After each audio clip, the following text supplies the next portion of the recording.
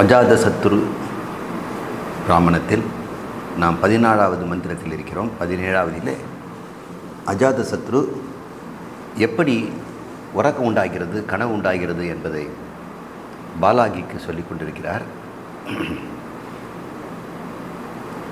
சஹ உவாச்ச அஜாதசத்ருர் எத்ர ஏஷ ஏதத் சுப்தோ அபூத் ய ஏஷ விஞ்ஞானமயः புருஷஸ்ஸ ததேஷாம் பிராணானாம் விஞ்ஞானேன விஞ்ஞானம் ஆதாய ய ஏஷோ அந்தர்ஹ்ருதய ஆகாசஸ் தஸ்மின் சேதே தானி யதா கிருஹ்ணாதி அதஹ ஹி ஏதத் புருஷः ஸ்வபிதி நாம தத் கிருஹீத ஏவ பிராணோ பவதி. கிருஹீதா வாக், கிருஹீதம் சக்ஷுர், கிருஹீதகம் ஸ்ரோத்ரம், கிருஹீதம் மனஹ என்று சொல்கிறார். இதனுடைய பொருள் என்ன என்று பார்ப்போம். ச அஜாதசத்ரு உவாச, அவருக்கு சன்னா அந்த அவருக்கு பாலாகிக்கு அஜாதசத்ரு உபதேசிக்கிறார். எத்திர ஏஷ ஏதத் சுப்த அபூத், எப்பொழுதெல்லாம் ஒருவன் இவ்விதமாக உறங்கிக் கொண்டிருக்கிறானோ, சுப்த என்றால் தூக்கம், அபூத் என்றால் இருத்தல், தூங்கிக் கொண்டிருக்கிறானோ, யஹ ஏஷ விஞ்ஞானமய புருஷ, அந்த சமயத்திலே அந்த விஞ்ஞானமய புருஷன் என்று முன்னே பேசிக்கொண்டிருந்தேமே இந்த சிதாபாசன், அந்த கர்ணத்திலே பிரதிபலிக்கின்ற ஆத்மா, பிரதிபலிக்காத ஆத்மா அல்ல, பிரதிபலிக்கின்ற ஆத்மா, இந்த குடத்திலே சிக்கியிருப்பது போன்ற ஆகாசம், இந்த சரீரம் என்ற அந்த கரணத்திலே நிறைந்திருக்கின்ற ஆத்மா என்று எடுத்துக்கொள்ளுங்கள். அவனுக்கு பேர் விஞ்ஞானமய புருஷன். சிக்காதவனுக்கு என்ன பேர்? அவன் ஞானம், அவன் மயன் கூட சொல்ல முடியாது, அவன் ஞான சொரூபம், இவன் விஞ்ஞான மயம்.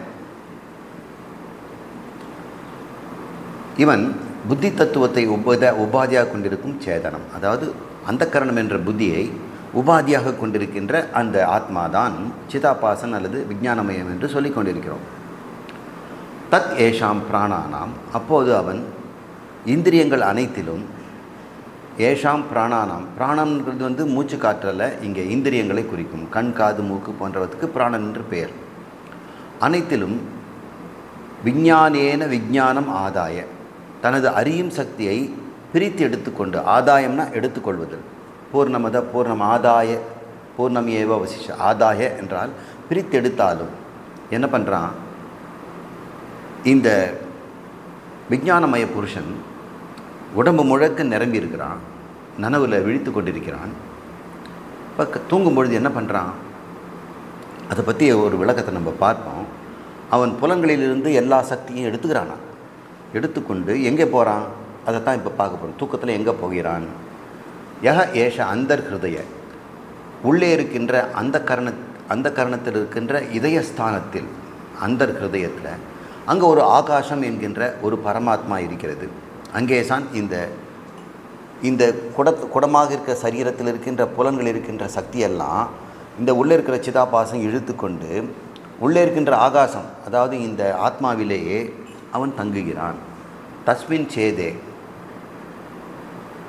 அந்த சாட்சி சைதன்யத்தில், தஸ்மின்னா அந்த உள்ளே இருக்கின்ற அந்த சைதன்யத்தில் உறங்கிக் கொண்டிருக்கிறான். தானி, அந்த இந்திரியங்களிலிருந்து, யதா கிருஹ்ணாதி, எப்போது விளக்கிக் கொள்கிறானோ அப்பொழுது,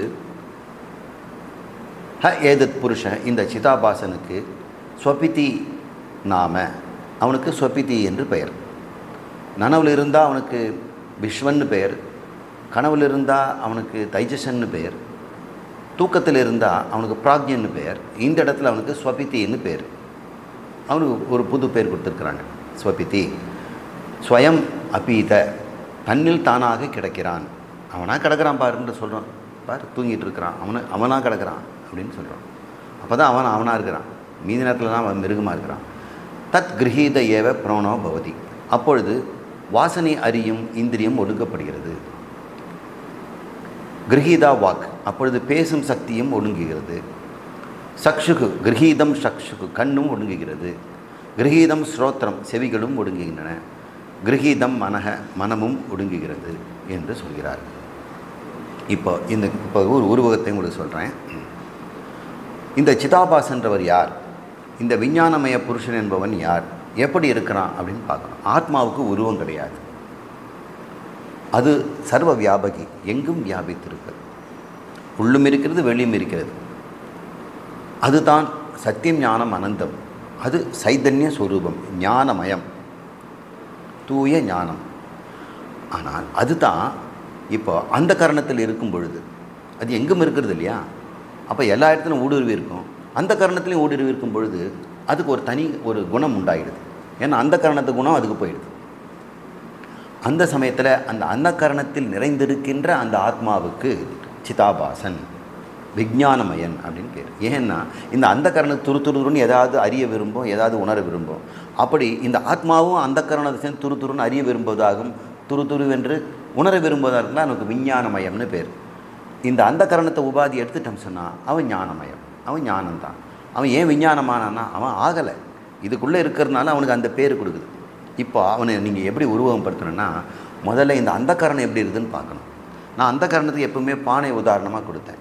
இப்போ நீங்கள் என்ன உதாரணமாக எடுத்துக்கிறீங்கன்னா, இது போன்ற ஒரு வலைப்பின்னலாக எடுத்துக்கணும். நாடி வலைப்பின்னல்.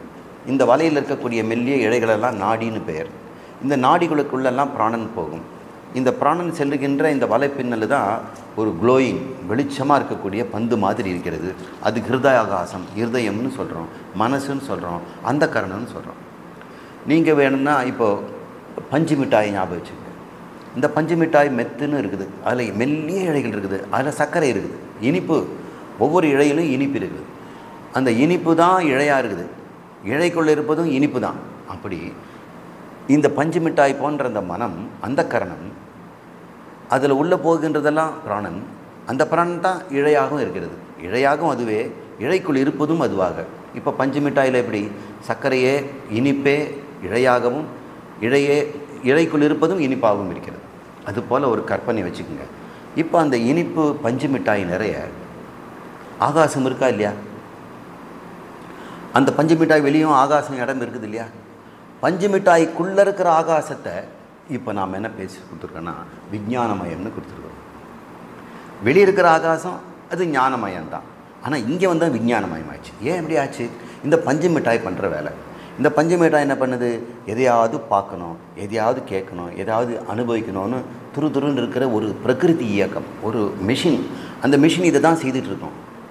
இந்த பஞ்சு மிட்டாய்க்குள்ளே இருக்கிறதுனால ஆத்மாவும் தானும் அது மாதிரி இருக்கிறேன்னு நினச்சிக்கிது. இது ஒரு விபரீதமான ஒரு புத்தி, குழப்பமான புத்தி. நான் இருக்கும் இடத்துக்கு ஏற்ற மாதிரி நான் மாறி போயிட்டேனே. பஞ்சு மிட்டாய் வேஷம் போட்டதுனால பஞ்சு மிட்டாய் மாதிரி ஆகிடுச்சு.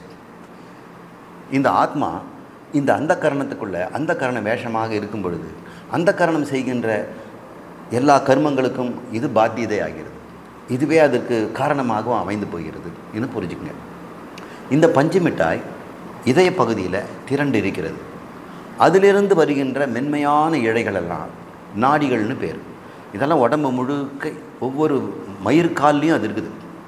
காற்றுல மயிர் அசைஞ்சால் கூட அந்த பிராணன் அசைந்து இதயத்துக்கு போய் உணர்வு தெரிகிறது. அப்போது சரீரம் இருக்கின்ற ஸ்பரிசம் என்கின்ற உணர்வெல்லாம் இந்த பஞ்சு மிட்டாயில் வர இழைகளெல்லாம் நிரம்பி இருக்குது. இப்போ கண்ணுக்குள்ளேயும் ஒரு குட்டி பஞ்சு மிட்டாய் இருக்குது. அதுக்கு கோலகம்னு பேர். கண்ணுக்கு வெளியே இருக்கக்கூடிய மாமிச கண்ணுக்குள்ளேயே அந்த பஞ்சு மிட்டாயும் ஒரு கண்ணை வச்சுருக்கு. அங்கிருந்து ஒளியை வாங்கி கொண்டு நேராக ஒரு இழை வழியாக இதயத்தில் இருக்கிற பஞ்சு மிட்டாயில் போய் தகவலை சொன்னோடனே இது அந்த கண் வழியாக பார்க்குது. இப்போ காது வழியாகவும் ஒரு பஞ்சு மிட்டாய் ஒரு மெத்துன்னு இருக்கும். அது வழியாக மனசில் இருக்கக்கூடிய அந்த பஞ்சு மிட்டாயிலும் ஒரு இழை போய் காதோடு சம்மந்தப்பட்டிருக்கும். சப்தம் ஏதாவது காதில் பட்ட உடனே அங்கே இருக்கிற அந்த கோலகத்தில் இருக்கக்கூடிய அந்த பஞ்சு மிட்டாய் அதை வாங்கி இழை வழியாக இதயத்துக்கு அனுப்போம். அங்கே நான் கேட்குதுன்னு சொல்லுவான். ஆனால் காது கேட்கல, எல்லாம் கேட்பவன் இங்கே இருக்கக்கூடிய இந்த பஞ்சு மிட்டாய் தான். இந்த பஞ்சு மிட்டாயின்னு சொல்லக்கூடிய மிருதுவான நாடி பிராண திரட்சி, அதுக்குள்ளே இருக்கக்கூடிய ஆத்மா இத்தனையும் செய்யுது. இந்த ஆத்மா இந்த பஞ்சு மிட்டாய்க்கு காரணமாக இருந்து பஞ்சு மிட்டாய்க்குள்ளே இருந்து அதுக்கு அறியும் சக்தியும் கொடுத்து இந்த புலன்கள் வழியாக பார்க்குது. இப்போ ஒரு குழப்பம் ஏற்படுது. பார்க்குறது யார்? இப்போ பஞ்சு மிட்டாய் பார்க்குற மாதிரி தான் தெரியுது. ஆனால் பஞ்சு மிட்டாயோ வெறும் ஜடப்பொருள். ஆனால் ஆத்மா பார்க்குறாருன்னு சொன்னாலும் ஆத்மாவுக்கு பார்க்க வேண்டிய அவசியமும் இல்லை. ஆனால் இப்படி ஆகிப்போச்சு, எப்படி ஆகிப்போச்சுன்னு கேட்காதீங்க. அப்படி தான் இருக்குது. ஆனாதி காலத்திலிருந்து இந்த ஆத்மா, எங்கும் இருக்கின்ற ஆத்மா இந்த பஞ்சு மிட்டாய் போல் இருக்கின்ற நாடி பிராணனுக்குள்ளே சிக்கிக்கொண்டு அதோடு வாழ்ந்து கொண்டு அதனுடைய அனுபவத்திலாம் தன்னுடைய அனுபவம் நினச்சிக்கிட்டு நான் அறிகிறேன், நான் அனுபவிக்கிறேன், நான் செய்கிறேன் என்று எல்லா நாம உருவ கர்மங்களையும் சுமந்து கொண்டு சம்சாரியாக இருக்கிறது. இப்படி புரிஞ்சுக்கணும். இப்போது இவர் என்ன சொல்கிறாரு? தூக்கத்திலே நடக்குது. இதயத்தில் இருக்கிற பஞ்சு மிட்டாய் மெல்லிய அந்த குழாய்கள் மூலம், ஒரு மெல்லிய இந்த இழைகள் மூலம் கண்ணிலிருந்து அந்த பஞ்சு மிட்டாய் இப்படியே உருக்கி தனக்குள்ளே இழுத்துக்குது. அப்போ கண்ணு கேட்கறதில்ல.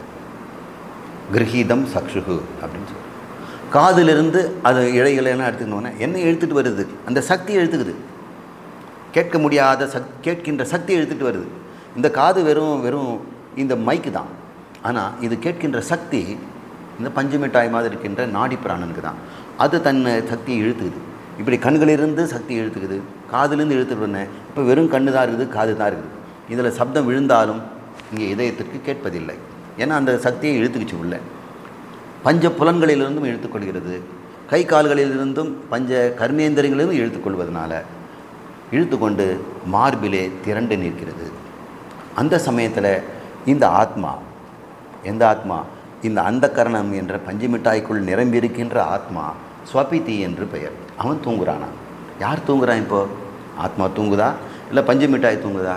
ரெண்டும் சேர்ந்துருக்கிறதுனால ஒன்று தூங்குகிறது, இந்த விஞ்ஞானமயம் தூங்குகிறது அப்படின்னு புரிஞ்சுங்க. ஞானம் அந்த கரணத்தின் சிக்கி விஞ்ஞானமாகி அந்த கரணங்கள் தூங்கும் பொழுது தானும் தூங்குறான் அப்படின்னு ஒரு குழப்பம் ஏற்படுது. இதை தெரிந்து கொண்டவன் நான் எப்பொழுதும் தூங்குவதில்லை, தூங்குவதும் விழிப்பதும் இந்த அந்த கரணம் என்ற பஞ்சு மிட்டாய் தான் நடக்கிறது என்று ஒன்று புரிந்து கொள்கிறான். அதை விடுங்க. இந்த இடத்துல 2 வார்த்தையை சொல்லியிருக்கிறார். அவனுக்கு இந்த விஞ்ஞான மய புருஷனுக்கு ஸ்வபிதி என்று பெயர் கொடுக்குறான். ஸ்வபிதி நாம அப்படின்னு சொல்கிறார். அப்புறம் அவன் எங்கே போய் படுத்துக்கிறான்? அவன் ஹிருதய ஆகாஷ அப்படின்னு சொல்லப்படுது. இங்கே மேலே பார்த்தீங்கன்னா ஹிருதய ஆகாசத்தில் இருக்கிறான். இந்த வார்த்தைகளுக்கு என்ன பொருள்னு பாருங்கள். ஆகாஷ என்றால், காஷ என்றால் பிரகாசம்னு அர்த்தம். பிரகாசங்கிறது காஷம்னு இருக்குது. காஷம்னா இங்கே சூரிய வெளிச்சமோ அல்லது 100 வாட்ஸ் பல்பினுடைய வெளிச்சமோ இல்லை, ஞான ஒளி, ஆத்மாவினுடைய ஞான ஒளி. அதுக்கு காஷம்னு பேர். எல்லா பக்கத்திலும் சமமாக விரிந்திருப்பதனால ஆகாசம். ஆ என்றால் என்ன அர்த்தம்னா ஆசமந்த என்ன அர்த்தம்? எல்லா திசைகளிலும், எல்லா புறத்திலும், எல்லா விதத்திலும் அர்த்தம். ஆசமந்த, ஆசமந்த காசக ஆகாசக என்று பெயர். இப்போ ஆகாசங்கிறது நம்ம வழக்கமாக நம்ம சுற்றி இருக்கின்ற வெட்டவெளி அல்லது விண்வெளி, அதை நம்ம சொல்கிறோம். ஆனால் இந்த இடத்துல என்ன அர்த்தம்னா ஆத்மாவை குறிக்கிறது அல்லது பிரம்மத்தை குறிக்கிறது. ஆத்மா தான் வெளியே எல்லாமாக இருந்தால் பிரம்மம், இந்த இதயத்துக்குள்ளே இந்த அந்த கரணத்துக்குள்ளே இருந்தால் அதுக்கு ஆத்மான்னு பேர். அவனுக்கே சிதாத்மாதன்னு பேர் அல்லது சிதாபாசன்னு பேர், விஞ்ஞானமயன்னு பேர். சரி, ஸ்வபிதி என்றால் என்ன? ஸ்வம் அபிதோ பவதி. இது சுருக்கி சொன்னோம்னா ஸ்வபிதி ஸ்வரூபத்தில் ஒடுங்கியவன் அர்த்தம். ஸ்வம் தனது, அபிதோ பவதி தன்னிலே தானாக ஒடுங்கி கிடக்கிறான். எங்கே போனால் இப்போது முதல்ல உடம்பு முழுக்க சுற்றிக்கிட்டு இருந்தான். எப்படி ஒரு ராஜா வெளியே போனார்னா பரிவாரத்தோடு போவார், தனியாகவா போவார்? நாம் தான் தனியாக போகிறோம். ராஜா வெளியே போனார்னா அவருக்கு பாதுகாவலர்கள். இப்போ பாருங்கள், நம்மளுடைய ஊரில் மினிஸ்டர்லாம் வெளியே வந்தாங்கன்னா எத்தனை வெள்ளைக்காரர்கள் அவங்கள சுற்றி போயிட்டுருக்குது. அவங்க போனாங்கன்னா அவங்களுடைய படைகள் எப்படி, கட்சி தொண்டர்கள், மந்திரிகள், அவருடைய நண்பர்கள், உற்றார் உணவர்கள், பாதுகாவலர்கள், அப்புறம் செக்ரட்டேரியட்டில் இருக்கக்கூடியவங்க எல்லாருமே அவருடைய படை சொல்லும்போது பரிவாரம்னு சொல்கிறோம். அத்தனை பரிவாரத்தோடு இந்த இதயத்திலிருந்து பஞ்சு மிட்டாய் எல்லா பரிவாரங்களையும் கண், மூக்கு, காது போன்ற எல்லாத்தையும் அனுப்பிட்டு வெளியே உலாத்திக்கிட்டு இருக்கிறார். அப்போ தான் அவர் நனவுங்கிறோம். அந்த ராஜா வீட்டுக்கு வந்துட்டாருன்னா அவங்க பரிவாரங்கள்லாம் அவரோட சேர்ந்து அவங்கவுங்க வீட்டுக்கு போயிடுவாங்க. மீதி அரண்மனையில் இருக்கிறவங்க அரண்மனைக்கு வந்துடுவாங்க. இவர் தன்னுடைய சயன அறைக்கு போய் படுத்துக்கிறார். இது போல் இந்த நாடி பிராணன் என்ற சொல்லுக்கின்ற அந்த கரணத்தில் புகுந்திருக்கின்ற இந்த சிதாபாசன், அதோடு கலந்து குழப்பத்தில் இருக்கின்ற சிதாபாசன், அனாதி காலத்திலேருந்தே அதில் சிக்கிக்கொண்டவன் என்று நினைத்து கொண்டிருக்கின்ற சிதாபாசன் தூக்கத்திலே இந்த ஸ்வபீதி என்ற இந்த நிலையிலே அவன் எல்லா புலன்களையும் தனக்குள் இழுத்து கொண்டு மார்பில் இருக்கின்ற அந்த ஆத்மாவில் ஒடுங்கி விடுகிறான். இப்போ என்னாச்சு? இந்த பஞ்சு மிட்டாய் தன் செயலையெல்லாம் நிறைந்து போய் அங்கே எஞ்சி இருப்பது என்ன? எப்பொழுதும் அதில் நிரம்பி இருக்கின்ற ஆத்மா தான். பஞ்சு மிட்டாய் இப்போ என்ன பண்ணுது? எந்த பிரவிற்த்தியும் செய்வதில்லை. எப்போ பிரவிற்த்தி செய்யும்? எப்பயாவது கண்ணுக்கு போனால் தான் பார்க்கும், காதுக்கு போனால் கேட்கும், அல்லது அதிலிருந்து புரிந்து கொண்டால் கனவு என்பதில் ஒரு பிரவிற்த்தி செய்யும். அதுவும் ஒடுங்கி போச்சு. இப்போ தூக்கத்தில் புலன்களிலிருந்தும் விடுபட்டது, கனவு செய்யாமலும் அது விடுபட்டது. இப்பொழுது அது ஸ்வபிதி, தன்னுடைய சொரூபத்தில் கிடைக்கிறது. இப்பொழுது விஞ்ஞானமயன் ஞானமாயிட்டான். சிதாபாசன் சித்தா மாறிட்டான். அவன் பிரம்மமாக இருக்கிறான், இப்போ ஆத்மாவாக இருக்கிறான். தூக்கத்தில் எல்லாரும் மோட்சத்தில் இருக்கிறார்கள்னு என்ன அர்த்தம்? பிரம்மமாக அடைந்து விட்டார்கள், பிரம்ம பதவியை அடங்கி விட்டார்கள், பிரம்மமாக ஆகிவிட்டார்கள் என்று அர்த்தம். அதனால் தூக்கம் மோட்சத்துக்கு சமம், கனவு சொர்க்க வாழ்க்கைக்கு சமம், நனவு பூமி வாழ்க்கைக்கு சமம் அப்படின்னு சொல்லியிருக்கிறோம். இப்போ பூமி வாழ்க்கைக்கு வரணும்னா நனவு இருந்தால் போதும். சொர்க்கலோகம் எப்படி இருந்தால் கனவு கண்ட பார்த்தோம். பிரம்மஞானி எப்படி இருப்பான்னா தூங்கிப்பார் தெரியும். தூங்கி பார்க்கும்போது எனக்கு தெரியாத சார், அதனால் பிரம்மஞானி மாதிரி நனவிலும் அதை நினைத்து கொண்டிருக்கவனாக மாறு. தூக்கத்தில் மட்டும் இருக்கிற ஞானம் வேண்டாம், தூக்கத்தில் அஞ்ஞானம் தான் இருக்கிறது. அப்போது சிதாபாசன் என்பவன் யாருன்னா விஞ்ஞானமயன். அவன் சுபாவத்தில் சபிசேஷ நிர்விசேஷ ஞானவான் அப்படின்னு சங்கரர் சொல்கிறார். 3 வார்த்தையில் சொல்கிறோம். ஆகாசம் என்பது பிரகாசம், தடையற்ற பிரகாசம், ஞானமயம், அது பிரம்மம் ஆத்மா. ஸ்வபிதி என்பது இந்த பஞ்சுமிட்டாய் என்பது சுருங்கி தன்னுடைய இடத்திலே ஒடுங்கி கிடப்பது. அப்போ எங்கே கிடைக்கிறது என்றால் ஆத்மாவில் தான் கிடைக்குது. அது நிறைக்கிறது ஆத்மா என்பதனால ஆத்மா விட்டு விலகாமல், ஆத்மாவிலிருந்து எங்கும் செல்லாமல் ஆத்மாவிலேயே கிடைக்கிறது. இது பேர் தூக்கம்னு பேர். இப்போ சிதாபாசன்னு சொன்னீங்களே, அவன் யாருன்னா இப்படி தூக்கத்தில் கிடக்கிறான் அந்த பஞ்சு மிட்டாய், அதில் நிரம்பியிருக்கின்ற அந்த ஞானம், அந்த நிரம்பியிருக்கின்ற அந்த ஆத்மா, அவனுக்கு பேர் விஞ்ஞானமயன். இப்போ என்ன பண்ணுறான் இவனுடைய? உண்மையில் யார் இவன்? விஞ்ஞானமயன். தன் சுபாவத்தில் சவிசேஷ நிர்விசேஷ ஞானவான். என்ன பண்ணுறான்? சுபாவம் இயற்கையில் என்ன பண்ணுறான்? நனவில் விசேஷமாக ஞானங்களை அறிந்திருக்கிறான். தூக்கத்தில் எல்லா விசேஷனையும் விட்டுட்டு நிர்விசேஷம் ஆயிடுறான். புரியுதுங்களா? விசேஷன்னா விதவிதமாக பார்க்குறது. இப்போ இந்த பஞ்சு மிட்டாய் பகல் நேரத்தில் உடம்பு முழுக்க நிரம்பி இருந்து கண்ணை திறந்து பார்க்கும்போது கண்ணால் நிறத்தை பார்க்குறான், காதால் சப்தத்தை கேட்குறான், நாக்கால் ருசியை பார்க்குறான், எத்தனை அறிவு இருக்கிறான், விதவிதமாக அனுபவிக்கிறானே. அதனால் விதவிதமான அனுபவித்தது விசேஷ ஞானம் அப்படின்னு சொல்கிறான். அவன் விஞ்ஞானம், அதை சபிசேஷம்னு. வித்து விசேஷம், சானா வித்து, வித்தவுட் விசேஷம் இல்லாமல் அப்படிங்கிறது நிர்விசேஷம். எப்போ? தூக்கத்தில் நிர்விசேஷமாகவும் நனவிலும் கனவிலும் விசேஷமாக இருக்கிறான். யாரவன்? சிதாபாசன் விஞ்ஞானமயன். சரி, இது இவனோட சுபாவம். அவனுடைய சொரூபம் என்ன? இந்த பஞ்சு மிட்டாய் சுபாவம் என்ன? பொசு பொசுன்னு விரிஞ்சு இருக்கிறது. அதோட சொரூபம் என்னென்னா இனிப்பு. இந்த இனிப்பு ஏன் இப்படி வந்தது? இனிப்புக்கு இப்படி ஒரு கஷ்டம், இப்படி விரிந்து இருக்கணும்னு ஆகிறது. ஆனால் அதனுடைய சொரூபம் என்றால் இனிப்பு தான். அது மேலும் கீழும் உள்ளும் வெளியும் எல்லா இடத்துலையும் இனிப்பு. அதுபோல் இந்த சிதாபாசன் அந்த கரணத்தில் இருக்கின்ற இந்த ஆத்மா தன் சொரூபத்திலே அது சைதன்யமாக இருந்தாலும் இந்த சுபாவத்தினால், எதனுடைய சுபாவத்தினால்? அந்த கரணத்துடைய சம்பந்தத்தினால் அது நிர்விசேஷ சபிசேஷவானாக மாறுகிறது. அப்போ நான் என்கின்றதை நீ எப்படி பார்க்கணும்? நான் சுத்த சைதன்யம். ஆனால் அந்த கரண உபாதியில் நிறைந்திருக்கும் பொழுது, அந்த கரணத்தை நான் என்று தெரியாமல் நினைத்து கொண்டிருக்கும் போது நனவிலே சவிசேஷமாகவும் ஆழ்ந்த உறக்கத்திலே நிர்விசேஷமாகவும் இருக்கிறேன். உண்மையில் நான் யார்? சவிசேஷமும் அல்ல, நிர்விசேஷமும் அல்ல, சுத்த சைதன்யம். இது தான் ஞானியினுடைய அறிவு. அஞ்ஞானிக்கு இது தெரியாது. தான் சுத்த சைதன்யம் தெரியாமல் நான் தூக்கத்திலே நிர்விசேஷமாகவும் நனவிலே சவிசேஷமாக இருப்பவன் என்று அவன் சொல்கிறான்.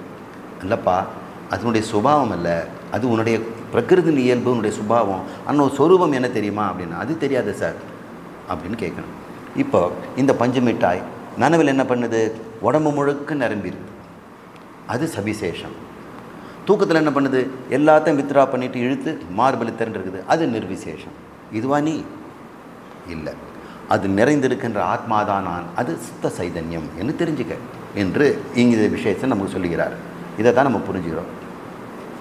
இந்த சிதாபாசன் அல்லது விஞ்ஞானமயன் சுரூபத்தில் ஆத்மாவாக இருப்பதால் அவன் சம்சாரி இல்லை. ஆத்மாவுக்கு எங்கே சம்சாரம் இருக்குது? இல்லை. ஆனால் நனவிலும் கனவிலும் இவன் அந்த கரணத்தோடு சேர்ந்து கிடக்கிறான்ல, இந்த பஞ்சு மிட்டாயோ கலந்து இருக்கிறதுனால, பஞ்சு மிட்டாய் உடம்பெல்லாம் நிரம்பி இருக்கிறதுனால சம்சாரம் வந்து. யாருக்கு சம்சாரம்? இப்போ யாருக்குன்னே தெரியல. இப்போ அந்த கரணங்களோ இந்த பஞ்சு மிட்டாயோ அறிவற்ற ஜடம், ஆத்மாவோ சம்சாரமற்ற தூய்மையான ஞானமயம் இருந்தாலும் கலந்து போனதுனால இதன் தன்மை அதுக்கும் அதன் தன்மை இதுக்கும் சேர்ந்து தாதாத்மிய உறவினாலே அத்தியாச சம்பந்தத்தினாலே இங்கே அவன் சம்சாரமாக அனுபவித்து கொண்டிருக்கிறான். எப்போ? நனவிலும் கனவிலும். தூக்கத்தில் சம்சாரம் இல்லை. ஏனென்றால் அவன் ஆத்மாவாக இருக்கிறான். ஸ்வபீதி பவதை, அவன் சொரூபத்தில் ஒடுங்கிவிட்டான். அதனால தான் தூக்கத்தை நாம் ஆனந்தம்னு சொல்கிறோம், சம்சாரமற்ற நிலை என்றோம். அஞ்ஞானி இந்த உண்மையை அறியாததனால் அவன் வருத்தப்படுகிறான். ஞானி இதை அறிந்து விட்டதால் அவன் வருந்துவதில்லை. அறிந்ததுக்கும் அறியாததுக்கும் என்ன வித்தியாசம் என்றால், ரெண்டு பேருக்குமே வாழ்க்கை ஒன்று தான். ஞானிக்கும் அஞ்ஞானிக்கும் வாழ்க்கை ஒன்று தான். ஒரே ஊரில் ஒரே தெருவில் ஒரே வீட்டில் தான் ரெண்டு பேர் இருக்கிறாங்க. ஒருத்தன் அஞ்ஞானி, ஒருத்தன் ஞானி. இவன் விடுபட்டவனாக ஆனந்தமாக இருக்கிறான். இவன் அதே வீட்டில் இருந்து கொண்டு இவன் கஷ்டப்பட்டுக்கிட்டு துன்பப்பட்டு கொண்டிருக்கிறான். இதுக்கு ஒரு உதாரணம் என்ன சொல்லுவேன் என்றால், இந்த சபரிமலைக்கு செல்கின்ற பக்தர்கள் எல்லாம் மலை ஏறுவாங்க. இந்த மலை ஏறும் பொழுது பம்பை ஆற்றிலேருந்து அந்த சன்னிதானத்துக்கு போகிற வரைக்கும் ஒரு 2 கிலோமீட்டர் இருக்கும். மலை ஏறணுன்னா கொஞ்சம் கஷ்டம் தானே. படிக்கட்டெல்லாம் இல்லாத காலத்தில் 2 பேர் பயணம் போகிறாங்க. ஒருத்தன் 20 வருஷமாக போயிட்டு இருக்கிறவன், அவனுக்கு எல்லாம் தெரியும், போகிற பாதையில் என்னென்ன இருக்குதுன்னு தெரியும். இன்னொருத்தன் இப்போ தான் முதல்ல வந்திருக்கிறான். இப்போ முதல்ல வருகின்ற கன்னிசாமிக்கு அஞ்ஞானின்னு பேர். பல முறை போயிட்டு வந்தவனுக்கு அத்துப்படி ஆனதுனால அவன் ஞானின்னு வச்சுக்குவோம் உதாரணத்துக்கு. இவங்க 2 பேரும் மலை ஏறுறாங்க. 2 பேருக்கும் ஒரே வயசுன்னு கூட வைங்க. பார்க்க போனால் இந்த பல முறை போன வயசாளி இப்போ வயசானவனாக தான் இருப்பான், 60 வயசு. ஆனால் இன்றைக்கி போகிறவன் 23 வயசு பையன். இவனுக்கு பலம் இருக்குது, அவன் பலம் இழந்தவன். இருந்தாலும் யாருக்கு சம்சாரம் இந்த மலை ஏறும்போது பார்த்தோம்னா, பல முறை போனவனை ஒன்றும் முணுமுணுங்க மாட்டான். அவன் சந்தோஷமாக ஏறியிருப்பான், சாமியை சரணமையப்பான். ஆனால் முதல் தடவை போகிறவன் முணுமுணுத்துட்டே இருப்பான். சாமி இன்னும் எவ்வளோ தூரம் இருக்குது சாமி, எவ்வளோ தூரம் வந்திருக்கிறோம், இப்போ தான்ப்பா நம்ம இந்த நீலிமலை ஏறிட்டுருக்கோம். அப்படியா? அதுக்கப்புறம் அப்பாச்சி மேடு வந்துடும். அதுக்கப்புறம் பார்க்கலாம், பாதி தூரம் வந்துடும். அப்படி அப்போ இன்னும் பாதி தூரம் கூட வரலையா? நாம் இன்னும் கால்வாசி கூட தாண்டலை. ஐயோ அப்படிங்களா அப்படின்னு ஒவ்வொரு ஸ்டெப்பும் கொஞ்சம் தண்ணி குடிச்சிக்கிறேன், நான் கொஞ்சம் நின்றுட்டு வரேனே, அந்த ஓரமாக நேரில் கொஞ்சம் நின்றுட்டு வரேன் சுவாமி. இவர் ஒன்றுமே செய்ய மாட்டார், அனைத்தையும் அனுபவித்துட்டு கொண்டு அமைதியாக இருக்கிறார். 2 பேரும் ஒரே மலை ஏறுகிறார்கள். 2 பேருக்கும் ஒரே கஷ்டங்கள் தான், எல்லாருக்கும் மேடு தான். இருந்தாலும் இவன் வயோதிகனாக இருந்தாலும் ஆனந்தமாக இருக்கிறான், இவன் இளைஞனாக இருந்தாலும் துன்பப்படுகிறான். ஞானி ஏன் ஆனந்தமாக நனவிலும் கனவிலும் உருக்கத்திலும் எப்பொழுதும் இருக்கிறான் என்றால், அவனுக்கு நான் இந்த பஞ்சு மிட்டாய் அல்ல, இந்த அந்தக்கரண சேஷ்டைகள்லாம் எனதல்ல. அது அந்தக்கரணம் பிரகிருதினை இயப்பினால் அது புலன்களையும் உடம்பையும் பயன்படுத்தி கொண்டு கர்மவசத்தால் அது இருந்து கொண்டிருக்கிறது. அறியாமையில் நான் அதோடு கலந்து போய் அதன் செயலை எனது செயல் நினச்சிட்டு இருந்தேன். ஆனால் துன்பப்பட்டேன். இப்பொழுது அதன் செயல் அதனுடையது, எனது செயல் செயலற்று இருப்பது, செயலற்ற நிலையிலேயே ஆனந்தமாக இருப்பது, திருப்தியாக இருப்பது, பூர்ணமாக இருப்பது என்று நான் தெரிந்து கொண்டிருக்கிறான். ஆனால் இன்னொருத்தனுக்கு இந்த உண்மை தெரியாததுனால இந்த அந்த கரணம் தான் நானுன்னு நினச்சிட்டு இருக்கிறான். அந்த கரணத்தில் சிக்கியிருக்கிற ஆத்மா சிதாபாசனை விஞ்ஞானமயனை நானுன்னு நினச்சிட்டு இருக்கிறான். அவனுடைய சொரூபத்தை இல்லாமல் சுபாவத்தை தானுன்னு எடுத்துக்கிட்டான். சொரூபம் சைதன்யம் ஞானி அறிந்தான். அஞ்ஞானியோ தன் சுபாவத்தை, அதாவது பிரகிருதியின் சுபாவத்தை தனதாக நினைத்து கொண்டு கர்த்தா போக்தாவாக இன்பத் துன்பங்களிலே ஒவ்வொரு கஷ்ட நஷ்டங்களையும் அவன் துன்பப்படுகிறான். இந்த ஞானி வருந்தாத காரணம், அவன் அதே உடம்பிலே அதே உலகத்திலே அவன் ஞானமயமாக இருந்து கொண்டு சாட்சியாக இருக்கிறான். அஞ்ஞானியோ அதே ஞானமயமாக இருந்தாலும் கூட அவன் சாட்சியாக இல்லாமல் அந்த புலன்களோடு சேர்ந்து ஈடுபடுபவனாக இருக்கிறான். இவன் ஈடுபடுகிறான், இவன் ஈடுபடாமல் பார்த்து கொண்டிருக்கிறான் என்று பார்க்கிறோம். ஆத்ம சைதன்யத்திற்கும், அதாவது இந்த ஆகாசம் சொல்லக்கூடிய இதயத்தில் இருக்கின்ற ஆகாசத்திற்கும் அந்த பஞ்சு மிட்டாய் நிரம்பியிருக்கின்ற அந்த ஆகாசத்திற்கும் ஒரு வித்தியாசம் இல்லை. இதில் நிரம்பியிருக்கிறது ஆகாசம், இது சிதாபாசம். இதுக்கு வெளியே இருக்கிறதும் ஆகாசம், அது சித்து. இதை சைதன்யங்கிறோம். இது உள்ளே இருக்கிறத சைதன்யம்னு சொல்ல முடியாது. ஏனென்றால் இதனுடைய சுபாவத்தை எல்லாம் அது தன்னுடைய சுபாவமாக நிறைத்து கொண்டிருப்பதனால இதில் நிறைந்திருக்கின்ற அந்த ஆத்மாவுக்கு சிதாபாசன், ஆபாசம் என்று பெயர். ஒருவேளை இதை கண்ணாடின்னு எடுத்துக்கங்க. இதில் பிரதிபலிக்கின்ற ஒளி இந்த பிரதிபலிக்கின்ற பொருள் மாதிரியே இருப்பதனால இது ஆபாசம்னு சொல்கிறோம். சித் என்ற ஒளி இங்கே எது மீதும் படாமல் இயல்பாக இருப்பதனால் அது சைதன்யங்கிறோம். இந்த அதே சித்து இதில் படும் பொழுது இந்த ஷேப் ஆகிடுச்சு இல்லையா? இப்போ நீங்கள் இந்த ஷேப்பை எப்படி பார்க்குறீங்க? ஒளியை தான் பார்க்குறீங்க. இங்கே பக்கத்தில் இருக்கக்கூடிய சூரிய ஒளியும் இந்த நிலா ஒளியும் இங்கே பார்த்துருக்க இந்த டியூப்லைட் ஒளியும் இதன் மீது படுவதை இதை தான் இங்கே கண் பார்க்குது. அப்போ அந்த ஒளிக்கு எந்த நிறம் வடிவம் வந்திருக்குது? ஒளிக்கு வடிவமே கிடையாது. ஆனால் இதில் பற்றில் வரும்போது இந்த வடிவமாக ஒளி மாறிடுச்சு. இந்த பொருள் எடுத்த உடனே இந்த ஒளி இதில் பட்டு பானையாக எனக்குள்ளே வருது. இப்போ ஒளி பாருங்கள், தன்னுடைய சுபாவத்தை இழந்துட்டு இன்னொரு சுபாவத்தை எடுத்துக்கொள்கிறது. ஒளிக்கு எந்த வடிவமும் இல்லை. ஆனால் ஒரு பொருள் பட்டுதுன்னா அதை போட்டு கண்ணுக்கு வரும்போது அந்த பொருள் வடிவத்தை எடுத்துகிட்டு வருது. இப்போ நீங்கள் எல்லா பொருளையும் ஒவ்வொரு பொருளையும் நீங்கள் பார்க்கும் பொழுதெல்லாம் நான் பல்பை பார்க்குறேன்னு நீங்கள் சொல்கிறீங்க, ஆனால் ஒளியை தான் பார்க்குறீங்க. இருட்டில் பல்பை பார்க்க முடியுமா? வெளிச்சத்தில் தானே பார்க்குறீங்க. அப்போ வெளிச்சத்தை தானே பார்க்குறீங்க? இல்லை, வெளிச்சம் இந்த பல்பில் பட்டு இந்த உருவத்தை எடுத்துக்கொண்டு கண்ணுக்குள்ளே போயிடுச்சு. இப்போ ஒளிக்கு உருவமே இல்லை, இருந்தாலும் அது எங்கே பிரதிபலிக்கிறதோ அதனுடைய தன்மையை இது எடுத்துக்கொள்கிறது. அதுபோல் இந்த பஞ்சு மிட்டாய் போன்ற அந்த கரணத்திலே ஆத்மா பிரதிபலிக்கும் பொழுது பஞ்சு மிட்டாயினுடைய தன்மையெல்லாம் அது எடுத்துக்கொள்கிறது என்று புரிந்து கொள்வோம். சரி, இப்போ ஒரு கேள்வி. ஆத்மா ஒன்று இருக்குது, அந்த கரணம்னு சொல்லக்கூடிய நீங்கள் பஞ்சு மிட்டாய் மாதிரி சொல்லுங்கள், நாடி பிராணன்னு ஒன்று இருக்குதுன்னு சொல்கிறீங்க. ரெண்டு இருக்குதுங்களா? இதுக்கும் அதுக்கு என்ன சம்பந்தம்? எப்படி உறவு? உள்ளே போய் ஒட்டிக்கிச்சா? யாராவது உள்ளே திணிச்சாங்களா? இல்லை சேர்ந்தே வந்துதா அப்படின்னு கேட்குறீங்க. இந்த மனம் தோன்றும் போதே ஆகாசம் சேர்ந்து வருது. இப்போ குயவன் இந்த பானையை செய்யும் பொழுதே ஆகாயத்தோடு தான் செய்கிறான். அப்போ சமவாயம்னு பேர். ஒன்று செய்து முடித்த பிறகு அதில் போய் உள்ள திணிச்சம் சொன்னால் அது சம்யோகம்னு பேர். இங்கே சம்யோகமும் சமவாயமா அப்படின்னு கேட்டோம்னா ரெண்டுமே இல்லை. இது பேர் அத்தியாச சம்பந்தம் அல்லது மித்யா உறவு என்று பெயர். இப்பொழுது நான் கற்பனைக்கு சொன்னேனே அந்த கரணத்தை பஞ்சு மிட்டாய் என்று, அந்த கரணம் எதனால் ஆகப்பட்டதுன்னா பிராணன்னு சொன்னேன். உண்மையில் பிராணன் எதுன்னு கேட்டோம்னா அது சாட்சாத் ஆத்மாவே. ஆத்மாதான் பிராணனாக தோன்றி கொண்டிருக்கிறது என்று இங்கே பார்க்கப்படும். எப்படி மண்ணை ஆத்மா என்றால் இது பானையாக தோன்றுகிறது. அப்போ பானைக்கும் மண்ணுக்கும் என்ன உறவு? சம்யோகமா சமவாயமா? ரெண்டும் இல்லை. இது அத்தியாசம். மண்ணின் மேலே நாம் பானை என்ற வடிவத்தை பார்க்கிறோம், அவ்வளவுதான். இப்படிப்பட்ட உறவுக்கு பேர் மித்யா உறவு அல்லது நாம் அத்தியாச உறவு என்று சொல்கிறோம். இப்படிப்பட்ட உறவு தான் இந்த அந்த கரணத்திற்கும் ஆத்மாவுக்கும் அல்லது சிதாபாசனுக்கும் ஆத்மாவுக்கும்.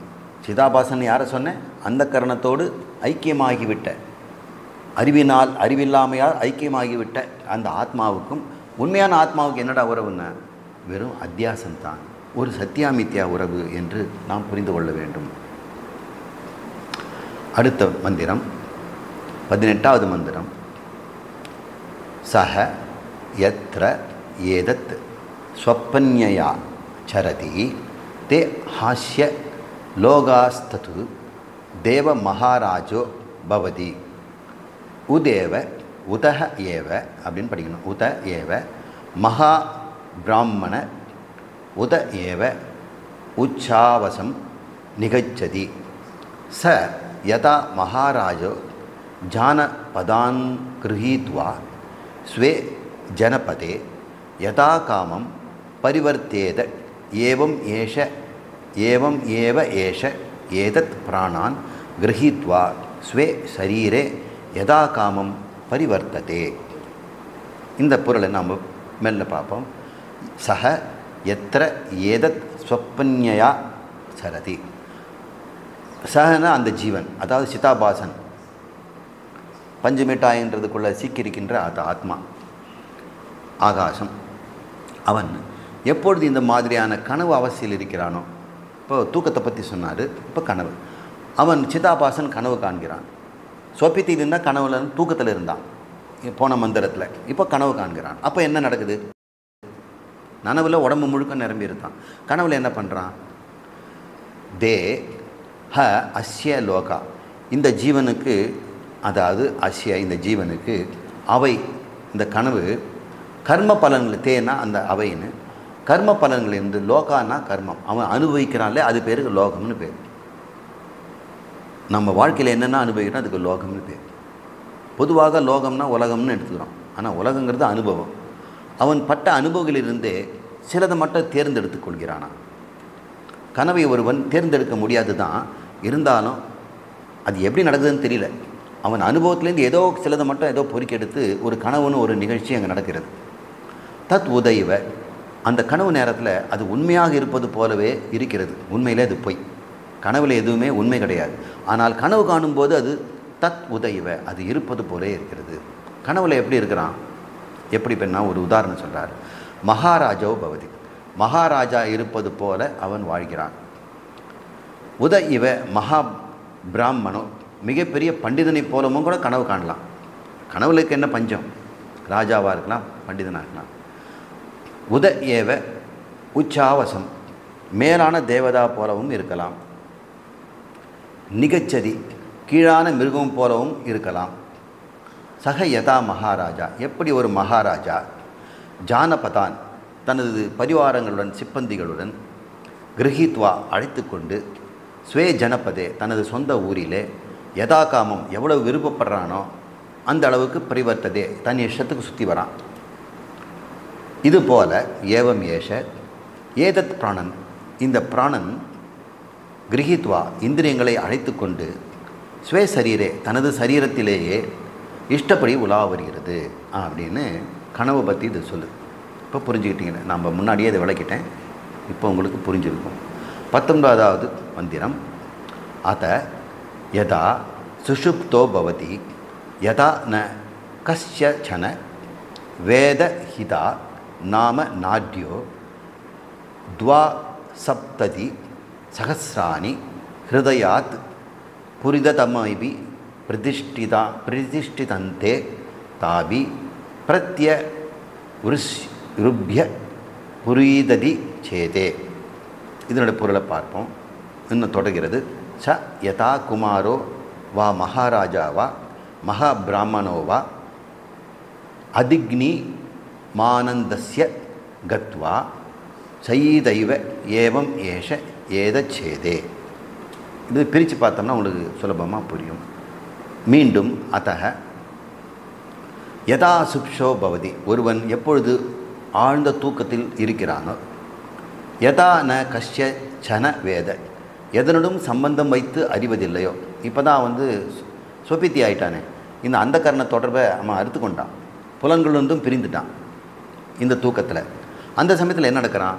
ஹிதா நாம நாட்யா, ஹிதா என்று பெயருடைய நாடிகளில் அது எத்தனை இருக்குது? துவாசப்ததி சஹஸ்ராணி. சப்ததின்னா 70, துவானா 2, 72, சஹஸ்ராணின்னா 1000, 72,000 நாடிகள் இருக்குதா. பஞ்சமிட்டாயில் சொன்னாலே இழைகள், அது மாதிரி அது பேர் ஹிதா என்று பெயர். இதயம் மாதிரி இருக்குது, அதில் ஹிதான்னு ஒரு நாடி இருக்குது. அங்கே ஒரு நாடிக்குள்ளே அதை பற்றி பேசிகிட்டு இருக்கிறாங்க. ஹிருதயாத் புரீத்தம் அபி பிரதிஷ்டந்தே, இதயஸ்தானத்திலிருந்து தூல சரீரம் முழுவதிலும் வியாபித்திருக்கின்ற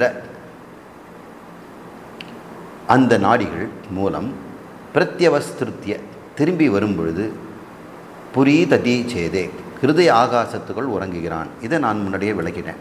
எப்படி இந்த பஞ்சமிட்டாய் மாறி இருக்கின்ற இந்த நாடிகளெல்லாம் உடம்பிலிருந்தும் புலன்களிலிருந்தும் இழுத்து கொண்டு இந்த ஹிதா என்ற நாடி கூட்டத்துக்குள்ளே ஒடுங்கிக் கொள்கிறான். தூங்குகின்ற அந்தவன் சக எப்படி இருக்கிறான்? குமாரவா சிறு பிள்ளையாகவோ, மகாபிராமண பெரிய பண்டிதனாகவோ, அதிக்னி ஆனந்தஸ்ய கத்வா, ஆனந்தத்தின் எல்லையை அடைந்திருக்கிறான். ஒரு சிறு குழந்தை எப்படி இருக்கும்? அதுக்கு ஆனந்தத்துக்கு எல்லை இருக்குதா? ஸ்கூலுக்கு போகிற வரைக்கும் சொல்கிறேன். ஸ்கூலுக்கு போன குழந்தைகள் ஆனந்தம் போயிடும். ஸ்கூலுக்கு போகாமல் வீட்டுக்குள்ளேயே இருந்து வளர்ந்துகின்ற குழந்தைகளுக்கு எந்நேரமும் ஆனந்தம். ஊஞ்சலில் போய் உட்காரோம், சேரில் ஏறி உட்காரோம், விரும்பிய பொருளாம் தொடும். அதுக்கு துக்கம் என்பதே கிடையாது. வருமானம் என்பது இருக்குதா? எதிர்காலம் எப்படி இருக்கும்? இன்னும் கல்யாணம் நடக்குமா? வேலை கிடைக்குமா? நான் பண்டிதன் ஆவனா? எந்த கவலையும் இல்லாமல் அந்த குழந்தை எப்படி இருக்கிறதோ அதுபோல் குமாரவா அல்லது மகா பிராமணவா, பெரிய பண்டிதனுக்கும் அதே மாதிரி ஒரு ஞானிக்கு என்ன இருக்கிறதோ அப்படிப்பட்ட ஆனந்தத்தை, அவன் எல்லையில்லா ஆனந்தத்தை அதிக்னி அப்படின்றாங்க. அதிக்னின்னா எல்லையில்லா ஆனந்தத்தை கத்வா அடைந்து உறங்கிக் கொண்டிருக்கிறான். சயீத, இவ்விதத்தில் இவன் இவ்விதம் உறங்குகிறான். ஏவம் ஏவ ஏஷ எதச்சேத, இப்படி தூங்குறான்னு தூக்கத்தை பற்றி விளக்கத்தை அவர் சொல்கிறார். இனிமேல் நாம் அடுத்த மந்திரத்தில் 20 என்னென்ன தெரிஞ்சுக்க போகிறோன்னு பார்ப்போம். ஜீவனுக்கும் ஜகத்துக்கும் இது வரைக்கும் நம்ம தூக்கத்தையும் கனவு நனவெல்லாம் புரிஞ்சிட்டீங்க. இந்த சொப்பித்தி அனுபவம் எப்படி இருக்குன்னா, சிதாபாசன் யார்? உண்மையிலே அவன் ஆத்மா. அறியாமையினால் அந்த கரணத்தோடு கலந்து போய் அந்த கரணத்தை எல்லாம் தானாக நினைத்து கொண்டிருக்கிறவன், அவனுக்கு பேர் ஜீவன். அவனுக்கும் இந்த உலகத்துக்கும் யார் சிருஷ்டி செய்தது, இதெல்லாம் உண்டாக்கினது யார் என்பதை பற்றி சொல்லப்போகுது. அது கடவுள் பிரம்மம். அந்த பிரம்மன் தான் இந்த அந்த கரணத்துக்குள்ளே இருக்குது. ஒரு குறிப்பிட்ட உடலில் இருப்பதாக தெரியும் சைதன்யமும் இந்த ஜகத்தை சிருஷ்டி செய்த அதிஷ்டானமாகிய பிரம்மமும் ஒன்று என்று அடுத்த மந்திரம் சொல்லப்போகுது. எல்லாத்தையும் ஒன்றா போட்டு விளக்கப்போகுது. நீ நினைக்கிற இந்த நீ நினைக்கின்ற இந்த பஞ்சுமிட்டாயும் இந்த சரீரமும் இந்த உலகமும் எல்லாமே ஒரு பொருளிலிருந்து வந்தது தான், அது பிரம்மம். இவ்வாறு ஆத்மாவையும் தன் மனதில் உறங்கிக் கொண்டிருந்த நான் என்ற உணர்வையும் இந்த பிரம்மத்தையும் ஐக்கியம் செய்யப்படும். பிரம்மம் சத்தியம் ஜெகத் மித்யா என்றும் கூறப்படும். பிரம்ம அத்வைதம் நிறுவப்படும். அதுக்கப்புறம் ஒரு கேள்வி, இந்த விஷயத்தை உறங்கும்போது இந்த விஞ்ஞானமய புருஷன் எங்கே சென்றான், எங்கிருந்து வருகிறான்? இதுக்கு முன்னாடி இந்த மந்திரத்தில் எங்கே சென்றான்னு சொல்லப்பட்டது. அவன் இதயத்தில் போய் நாடிகளும் சுருங்கி கிடக்கிறான். மறுபடியும் எங்கிருந்து வருவானா? அங்கிருந்து தானே வரப்போகிறான். இந்த 5 கருத்துகளும் அடுத்த 20வது மந்திரத்தில் இருக்கின்றன. அடுத்த வகுப்பில் பார்ப்போம்.